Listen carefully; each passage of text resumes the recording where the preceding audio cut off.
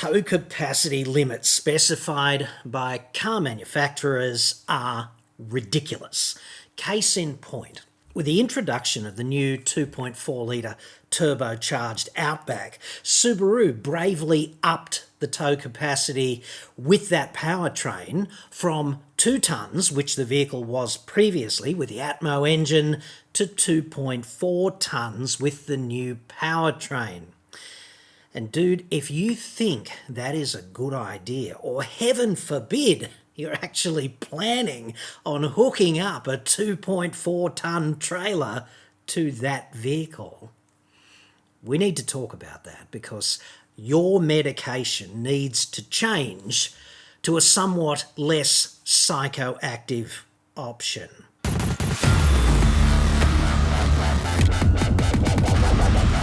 I'm John Cadogan from AutoExpert.com.au, and I get new cars cheap, but Australia only. Dude. Website. Card. Now, I'm doing this report a couple of days before Easter because, shockingly to me, there are people right now gearing up to take their effluent on tour in acoustically transparent aluminium boxes where the crapper is in the shower, which is also at the head of the dining table, which is also a bed in the kitchen when it's not the lounge room, which is, quite frankly, according to the United Nations, a fundamental violation of one's human rights. This report is sponsored by NordVPN. Now, I'm not a hardcore IT guy, but I've heard enough, especially recently, about data breaches, scams and hacks to know that being online can be inherently risky and costly. You don't have to be tech savvy to use NordVPN. It's a simple one-stop cybersecurity solution. One click and you are protected from hackers, malware and pop-ups across as many as 6 devices. NordVPN is the world's fastest VPN.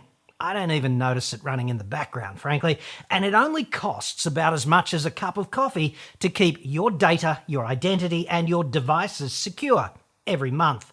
NordVPN can also save you money because you can assign your virtual location to another country where, for example, flights and accommodation might be cheaper than they are back at home. The same goes for streaming services, and you can access live sporting events and other content that may not be available where you actually live. It's a pretty small price to pay for cybersecurity.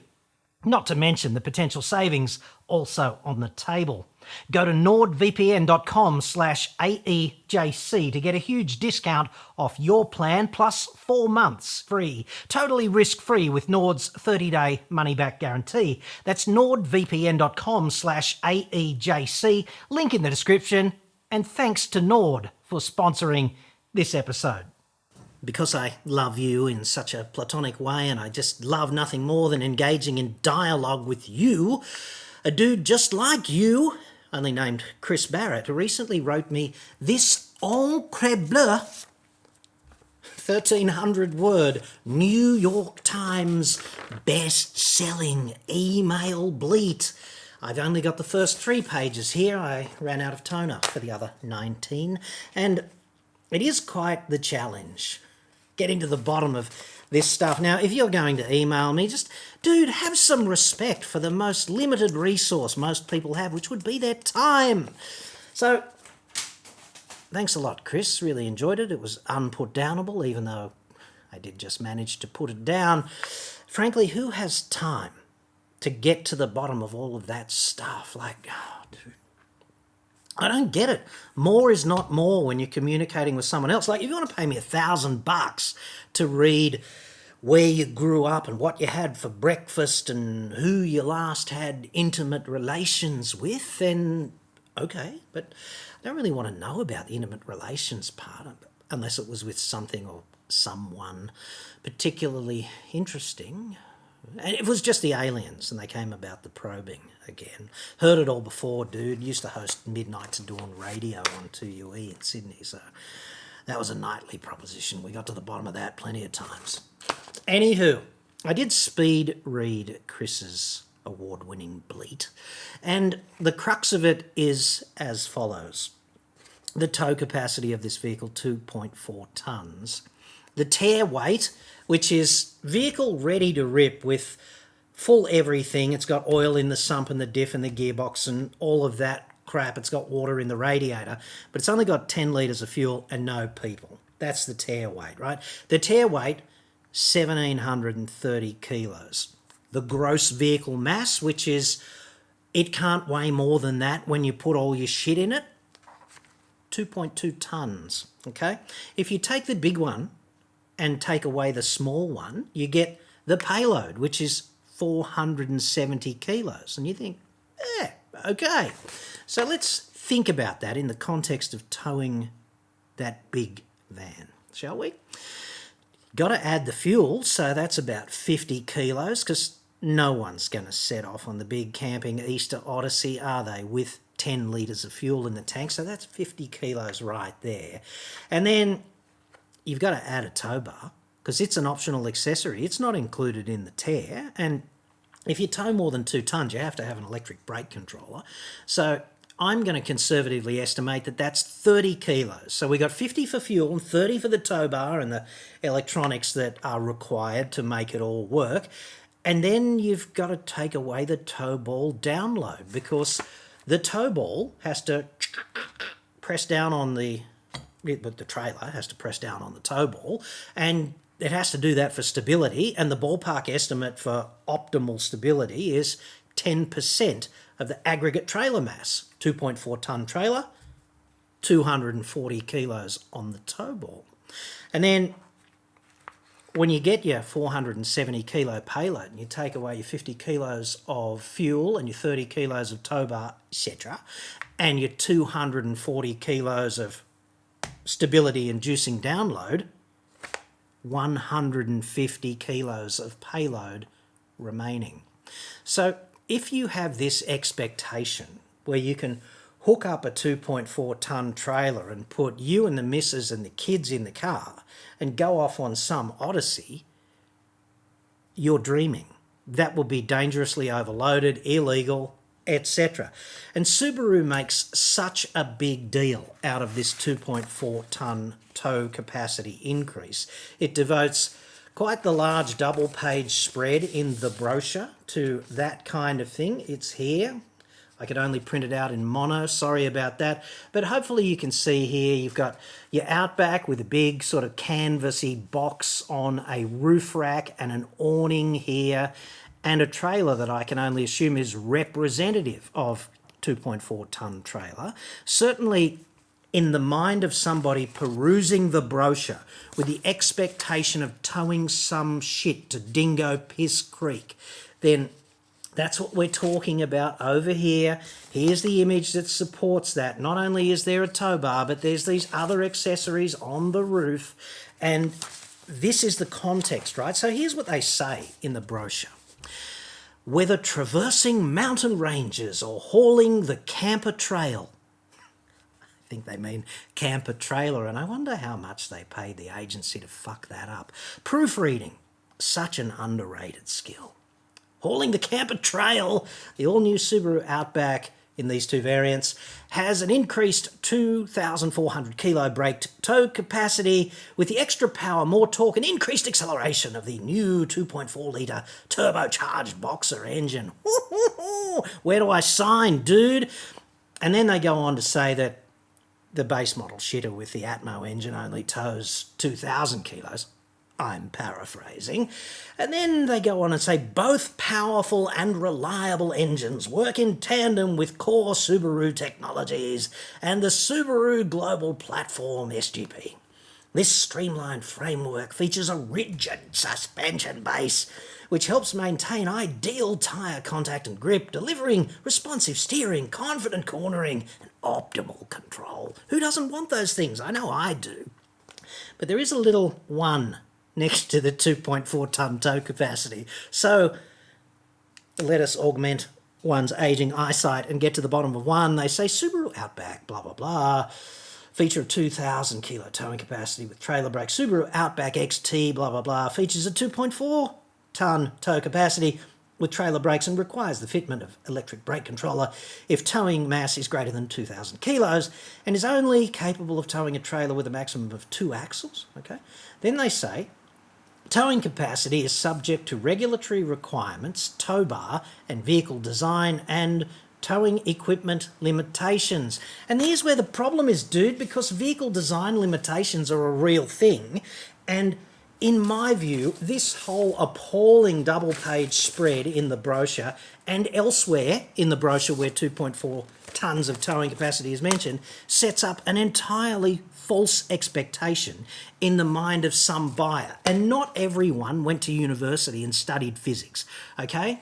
Not everyone is numerate. People see images such as this of an Outback doing that and they go, great, 2.4 tonne trailer, roof rack on top, big canvas box full of, I don't know, butterflies that we're going to release back into the wild, perhaps they're endangered, and an awning, and the fan, and some shit in the cargo bay, and she'll be sweet, okay? And nothing could be further from the truth, because if you configure the vehicle in this way, it will not tow that mass if you put the family on board or even that shit on the roof rack. Presumably it's not butterflies in the canvas box. Presumably it's something that you don't or can't fit elsewhere in your rolling setup. So, they don't say anywhere in the brochure that it is shitfully infeasible to tow 2.4 tonnes. It's shitfully infeasible because I know some people who weigh 150 kilos, and if you plonk your very fat 150 kilo self, perhaps you're a power lifter, who knows, but perhaps you plonk yourself in that driver's seat, dude, you are overloaded. And you haven't got the missus and the kids and any gear in the back yet. They don't say anywhere that this is kind of a bullshit specification, because that's what it is. It's a bullshit specification. The only way I can steel man their position on this, right, is that everyone else is doing it too. All other car makers do this. Like every car maker that sells a ute where they claim a 3.5 tonne tow capacity, you put a 3.5 tonne trailer on the back of that thing with 350 kilos of download, because the car is carrying the tow ball download. It's part of the load that contributes to the GVM of the vehicle, right? You put a 3.5 tonne trailer on the back of a ute, and good luck with you and your 2 very fat mates and a cut lunch, you know, takeout from McDonald's or something. You've got to be kidding, okay? It's appalling the way this is happening, and it sets up this entirely false expectation in the minds of buyers about what can actually be towed, which accounts for the epidemic of overloaded chitoirs between where you live in your city and Dingo Piss Creek, okay? Because let's say you're the assistant manager to the chief dispatcher of rubberdogshit.com.au, and that's what you've done for your entire career, okay? How are you going to get to the bottom of all of that based on the information presented to you by the manufacturer? Answer, you're not. It doesn't exist. The manufacturer is not going to spell this out because it is tantamount to giving you a reason to buy a different vehicle from a different manufacturer who doesn't spell it out, right? So there's this cone of silence that is operating across the entire car industry that sets up this expectation like it's okay to tow 3.5 tonnes with a ute, or it's okay to tow 2.4 tonnes with a friggin' Outback, and it's not, right? So they're all doing it. Subaru's not out there on a limb on its own. Just about every manufacturer does this, and it's got to stop, because there is this epidemic of dangerously overloaded trailers out there on our highways, and it's 2 days until Easter, and you know what happens to the road toll during Easter. And this is a contributing factor to that. So let us go back to basics on this, okay? Irrespective of what the manufacturer claims, whatever their bullshit is about how much you can tow, I'd suggest that the best rule of thumb is do not tow anything heavier than the curb weight of the vehicle, which is the same as the tare mass mentioned earlier, except with a full tank of fuel. So it's basically vehicle empty of everything except it's got all the fluids in it, right? Don't tow a trailer heavier than that. And the reason is really simple, dude, because if this is your trailer and it's a pig trailer, all the trailers that get towed in this context are pig trailers. They have centralized axle groups like this, right?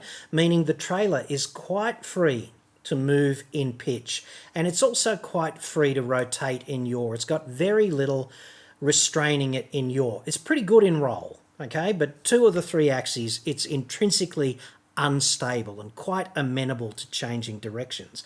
And if it's a little trailer like this and you've got a big 4-wheel drive, then that instability can be controlled by the inertia of the vehicle to which it is coupled, right?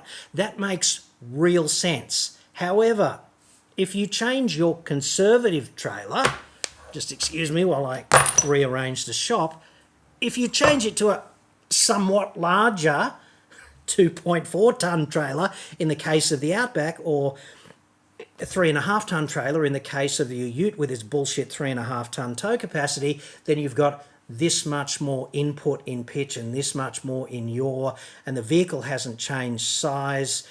This is a disaster looking for a place to happen, and that's what happens if you increase the size of the trailer to greater than the tare or curb weight of the vehicle doing the towing. The tail gets so big that it takes over the dog and it starts wagging, and when that happens, dude, you can't freaking stop it.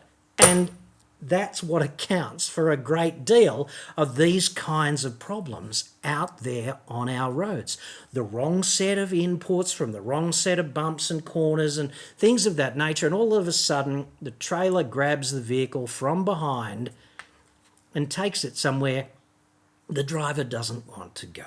And the way to overcome this is not to rely on the maximum tow capacity and build your towing fantasy off that capacity, and get back to basics and say we really need to ensure that the stability of the vehicle, its rotational inertia and its mass and all of that stuff is sufficient to overcome the intrinsic instability of the trailer that we hook up. That's what's really important here. And yeah, Subaru's specification here of 2.4 tonnes is bullshit, but they're in a big club, and the ACCC is like 100 ostriches with its frickin' head in the sand, quite happy for this extremely dangerous false expectation to be presented in brochures everywhere that look like this, which represent, in context, something that is completely unsafe and infeasible to do. And you really have to be a fine print frickin' Jedi to get to the bottom of it. And that, to me, is absolutely unacceptable, okay? And I want to talk to you about how specifications on safety, let's call them working load limits, how they work in industry, because industry is a bit different to cars. In cars, the marketing department has grabbed the reins and they just tell everyone what to do. And the boss, like, he doesn't give a shit about the engineering. He's a money guy. He just wants to sell more cars. So he wants to talk about the cars in the context of how can we get more people to buy them.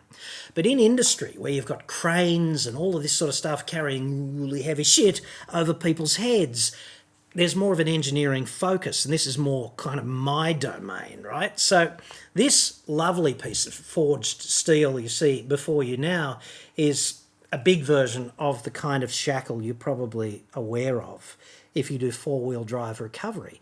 And these kinds of bow shackles are used everywhere in the lifting game because they've got a lot of real estate here for slings and hooks and things of that nature. And they're incredibly strong. This one has a working load limit of 9.5 tonnes. So it's roughly twice as, quote unquote, strong as this baby, which is more familiar to you possibly because it's a 4.7 tonne shackle, which would typically be the bigger of the two options that are traditionally used in four-wheel drive recovery. And these shackles have WLL written on them, and this says 4 3/4 tonnes 4.7 tonnes, WLL 9.5 tonnes, right? Working load limit. So for my sins, when I trained as an engineer, I worked in a destructive testing laboratory. And then when I became a journo, I thought, wouldn't it be fun to go to a mechanical mayhem place of that nature and break a few of these and a few of the 3.2 tonne ones? And 4.7 tonnes worth of load limit. So anything up to 4.7 tonnes in industry, go for it. When you break one, the typical braking load for a shackle like this, when you load it this way, when you pull this way on the bow and this way on the pin, as opposed to the way it's not meant to be loaded, which would be this way, is about just shy of 40 tonnes. So what we're talking about here is a factor of safety of roughly 8 to 1 for a shackle of this nature. And what that does, obviously, is you got to think about operationally in the field with shackles like this in factories and other places where loads are applied in industry like mining and agribusiness and things like that. People sometimes get their estimation of loads pretty wrong. But you can be 100% wrong, okay? You can say, oh, that looks like 4.5 tonnes, so we'll be right. It can actually be 9 tonnes or 10 tonnes, and nobody's going to die. It's not a good idea, okay, to lift 9 tonnes or 10 tonnes with a shackle with a working load limit of 4.5, but it's not going to kill anybody because that's how conservative the working load limit specification is. And this is why out there in four-wheel drive recovery land, you never hear of anyone breaking a shackle because they're so much stronger than everything else in the recovery chain. The broken shackle just doesn't happen, okay? Statistically, it does not occur. Everything else breaks before the shackle because these things are freaking strong in context. And the reason I point this out is because that's not how tow capacity works anymore. Tow capacity is no longer conservative. It's become a ridiculous fantasy. And you need to be aware of this if you are thinking about buying that vehicle. Because a lot of people sit there and they go, 2.4 tonne tow capacity, let's look for a van that weighs 2.4 tonnes. And this is an extremely bad idea, especially if you have not spent your life in that whole driving, towing sort of genre. You could have spent your life as the assistant manager to the dispatch chief of rubberdogshit.com.au. Great presents for the kids, by the way, hashtag not sponsored. And driven to and from work in a Yaris and then get the big payout, buy yourself your ute and your 3.5 tonne trailer or your Outback and your 2.4 tonne trailer and go, oh, great idea, only it's not. It's really not, okay? So even if you do the conservative thing, okay, if you get a 2-tonne trailer, 1.8 tonne trailer, 1.5 tonnes would be my limit for a vehicle like an Outback, right? Irrespective of powertrain. Just don't tow anything more than 1.5 tonnes. You'll be sweet, okay? I apply this same philosophy with my ute, which has a 3.1 tonne notional towing capacity. It's a Triton. So what I do is I've got a trailer, dual axle trailer. It's got an aggregate trailer mass limit of 2 tonnes. I'm not going to tow more than 2 tonnes with that ute because doing so would be unsafe because the curb weight of the ute's about 2 tonnes. Makes sense. So I am practicing what I preach. And even if you practice what you preach, you should use a weigh bridge. You should measure everything. You should measure the weight of the trailer, the tow ball download. You should compare, if it's a light commercial, it'll have a gross combination mass. You've got to measure that as well, okay? And if the axle load limits are specified, you should measure the loads on the axles and make sure that everything is totally sweet. Because if you knowingly overload a vehicle and somebody dies, you can go to prison. And dangerous driving occasioning death or dangerous driving occasioning grievous bodily harm, offences of that nature, they're not traffic offences. They're offences under the Crimes Act. It's a really serious deal. There was a case about that I reported on recently, and I'll put a link up there if I can remember to do so in the edit of this package. So anyway, what I'm suggesting with all of this is that this arms race, it's a kind of arms race. Who can tow the most, or got to keep up with the Joneses if you're a car maker, right? Got to offer 3.5, got to offer 2.4, got to increase the capacity of Outback. See, this increase in the capacity of Outback is purportedly related to the powertrain. Better powertrain, more tow capacity. But it's the same frickin' platform. And it's the same stability, if you like, the same mass, the same, directional stability being offered by that platform towing whatever. The powertrain really not that relevant, because all you got to do is overcome hills and rolling resistance, and if the powertrain's a bit light on, then you're just going to have to give it a bit more welly to get up a hill, and maybe the ratios will have to gear themselves down a bit in the CVT to make that happen. But, consumer demand is doing this, right? Because caravan manufacturers want to keep selling you more and more expensive caravans with more and more features, weighing more and more. People keep wanting to tow that. Vehicle manufacturers don't want to imply that their vehicles are deficient by making them somewhat seem less than the competition by virtue of them having a more realistic tow capacity. This is the absurd situation we find ourselves in 2023. And I'd suggest that,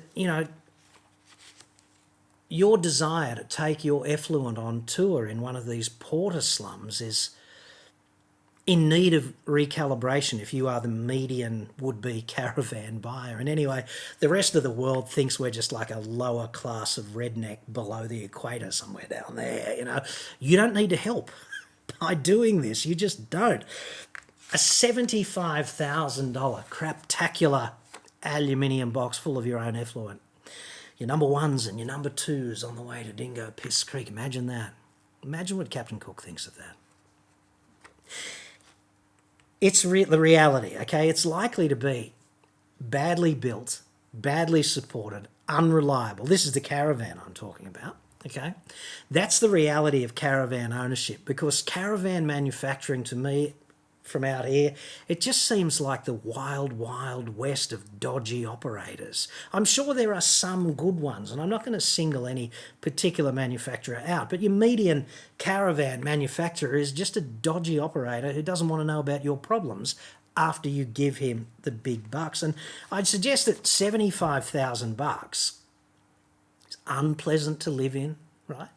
It's not exactly an expensive van either anymore, 75 grand, but it'll be unpleasant to live in, unpleasant to move from A to B, and it's going to be roughly equivalent to the cost of about 8 months staying in 5-star resorts where you don't have to, make the bed yourself or take a dump in the shower, which is at the head of the table in the kitchen, which is also a bedroom in the lounge room kind of thing, violating everyone's human freaking rights, Being part of this tow capacity arms race is, in a sense, it's an intelligence test. And if you really are seeking in 2023 to max out the tow capacity of your vehicle and live that dream, it's kind of looking like banjo plucking, pig squealing o'clock from your campsite on the foreshore of the Golden Billabong.